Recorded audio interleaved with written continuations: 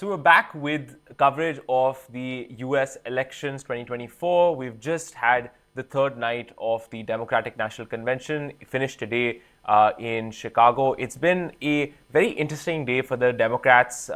We have lots of visuals, lots of coverage for you, but just to cap what some of the key developments were of the night, we had the vice presidential pick of the Democrats, Tim Walz, come out and categorically say that he was honored to take on this responsibility of becoming Vice President of the United States, saying that he was going to leave it all on the field and give his best shot, so giving a short but impactful acceptance speech of his nomination to be Vice President. You had speeches from former President Bill Clinton. You also had Oprah Winfrey show up and make a surprise appearance in an appearance that electrified the crowd. You also had Nancy Pelosi, a very, very powerful US politician, someone who we've seen in India in recent weeks, come out and, of course, make a speech where she endorsed Kamala Harris and her fight for women's rights. Of course, Nancy Pelosi, someone who was seen as very crucial in pushing Joe Biden, the incumbent president, out of the race in favor of Kamala Harris. But also, while this third night of the convention went well for the Democrats, there's also been some discordant notes, particularly to do with Palestine. You had a number of uncommitted delegates actually come out and say publicly that they have in fact not gotten one of their requests granted, which is to have a Palestinian American speak on stage, despite how important the issue is, especially to many Arab American voters. The DNC, the Democratic National Convention, has not featured any Palestinian American speakers. So we're going to get into all of that for you, but we just wanted to begin with those key developments. Tim Walz's acceptance, major speeches by Bill Clinton, Oprah Winfrey, as well as by Nancy Pelosi, but also several discordant notes now coming out. We had Alexandria Ocasio-Cortez, the superstar congresswoman, there's no other way to describe her, who came out and stated that the Democratic National Convention must change its approach to the issue of Palestine and must not participate in the dehumanization of Palestinians. A Democratic congresswoman, Ilhan Omar, also came out and protested outside the DNC with pro-Palestinian protesters. She in fact broke down into tears and as well. So you're seeing that while this was an interesting night for the Democrats, they definitely managed to make their mark. They've also got some discordant notes within the party on something that's an important issue. But let's get into some of the amazing visuals from the third night of the Democratic National Convention, including, and this will be of interest to many of our Indian viewers, there was a Hindu prayer that took place at the Democratic National Convention to kick things off. We've actually got that visual for you right now.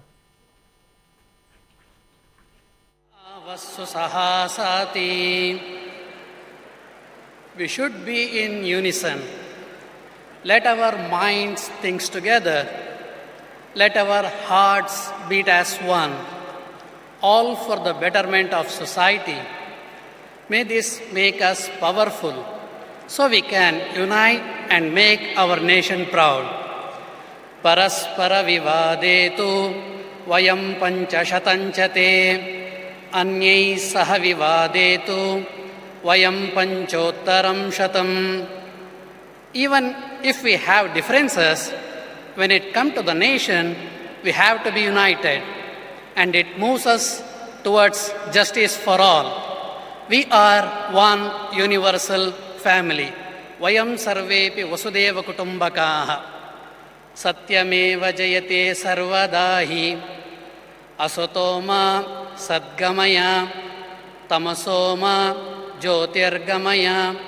Mrutyorma astamgamaya. Truth is our foundation and always prevails. Lead us from unreal to real, from darkness to the light, and from death to immortality. Om Shanti Shanti Shanti. So that was just the beginning, one of the interesting events that took place at the DNC, but also something just to get now into some of the major political speeches that were made at the third night of the DNC. You had Nancy Pelosi, the former Speaker of the House of Representatives, really one of the most powerful politicians in the Democratic Party, coming out, making a speech for Kamala Harris, praising her for her advocacy of women's rights and really endorsing her as the right candidate to fight for America as well as for the Democratic Party in the elections in November. Remember, also something very important about about Nancy Pelosi was the fact that she was seen as a key politician in pushing Joe Biden, or at least convincing Joe Biden to drop out of the race just about a month ago, because she was, of course, not convinced that he would be the right candidate for the party in the November election. So she's, of course, someone, even jokes going around with people wearing badges of Nancy Pelosi saying the godmother in reference to of course, the famous film. But we've got her speech where she endorses Kamala Harris for you now.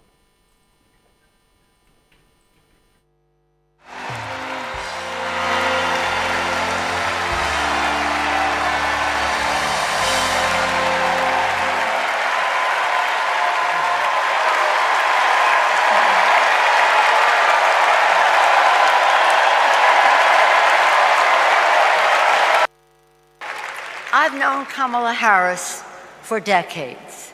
Personally, I know her a person of deep faith, which is reflected in her community care and service. Officially, she is a leader of strength and wisdom and eloquence on policy, most recently demonstrated fighting for women's right to choose. Politically, she is astute and strategic in winning difficult elections, quickly securing the nomination with dignity and grace, and choosing Tim Walz as our vice president.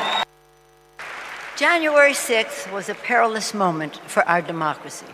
Never before had a president of the United States so brazenly assaulted the bedrock of our democracy, so gleefully embraced political violence, so willfully betrayed his oath of office. Let us not forget who assaulted democracy on January 6th. He did. But let us not forget who saved democracy that day. We did.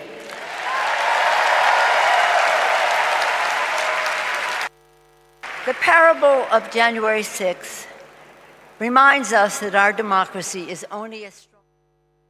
So that was Nancy Pelosi, again, as I said, one of the most powerful politicians in the Democratic Party, making her endorsement of Kamala Harris, something that will, of course, that has played an important part in getting the Democratic Party united behind one candidate. So Nancy Pelosi is someone you, of course, always have to keep your eye on as really someone who is one of the elder stateswomen of the Democratic Party, someone who has for decades now been a crucial figure in the party. But someone else who's been a crucial figure, of course, is former President Bill Clinton. He also came out making a speech, tried to poke fun at Donald Trump for raising what he called phony issues, talking again, as some other delegates have, about Trump's obsession with crowd sizes. But we've got former President Clinton as well making his remarks at the DNC.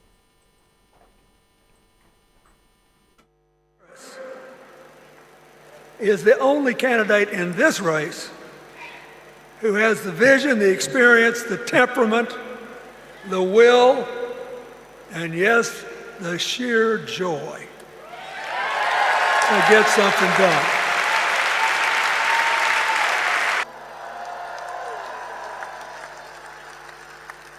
We got to ask ourselves the questions if we're going to hire a president.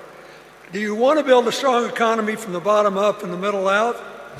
Or do you want to spend the next 4 years talking about crowd size?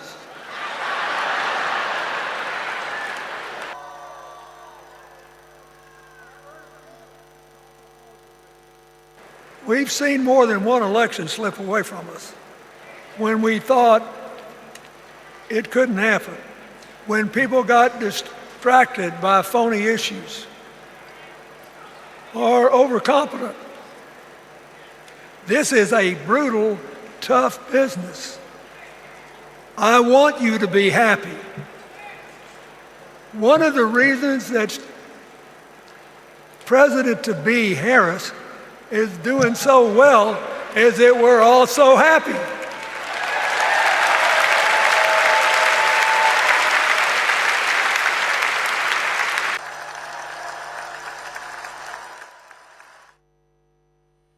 And then, of course, you had arguably what was one of the standout performances of the night by talk show host and celebrity Oprah Winfrey. She, of course, made a surprise appearance and asked voters to choose joy in the elections by voting for Kamala Harris. Oprah Winfrey, of course, also brought the DNC to its feet with her speech. We've actually got that for you as well. Oprah Winfrey.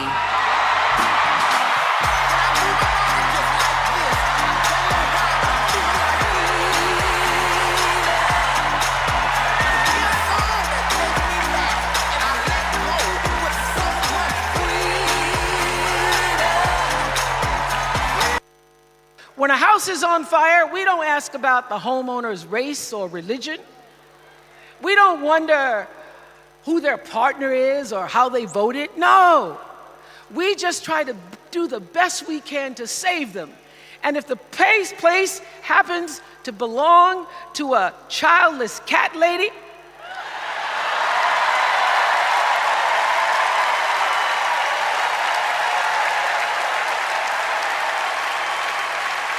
well, we try to get that cat out too.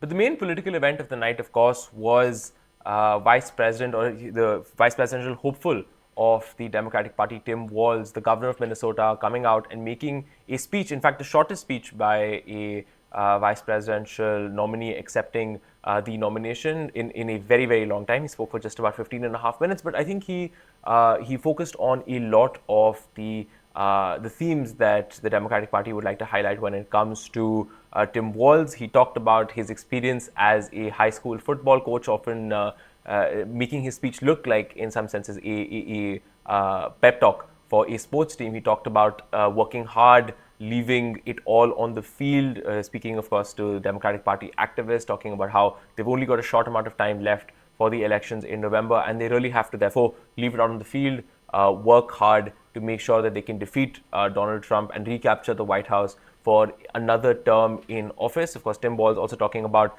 other issues in his record, his values. Of course, something that's been a topic of much focus and attention during this campaign has been Tim Walz's military experience. That's been a big focus as well. Remember that Kamala Harris's campaign, the big focus in picking Walz was someone who could amplify certain strengths and could address certain weaknesses that Kamala Harris has in her own campaign. He comes from the Midwest. Kamala Harris is from California, which is seen as a very liberal, very progressive state. Tim Walz, of course, has a very different vibe and a charm to him that comes from a sort of, to use an American term, a folksy vibe to him in a way that Kamala Harris does not.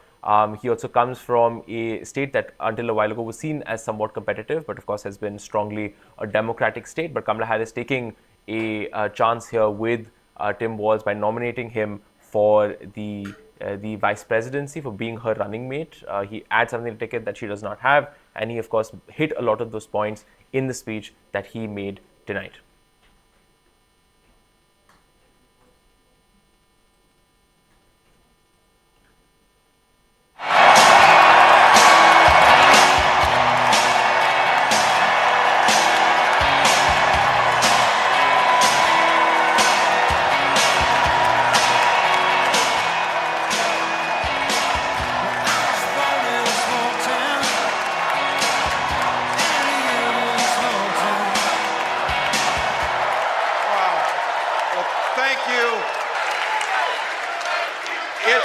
It's the honor of my life to accept your nomination for Vice President of the United States.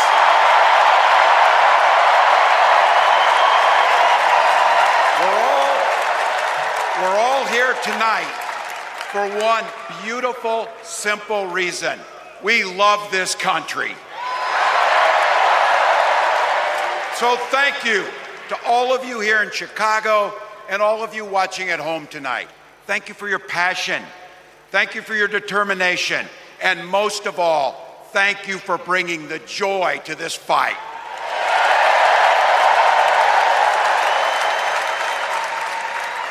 Now, I grew up in Butte, Nebraska. A town of 400 people.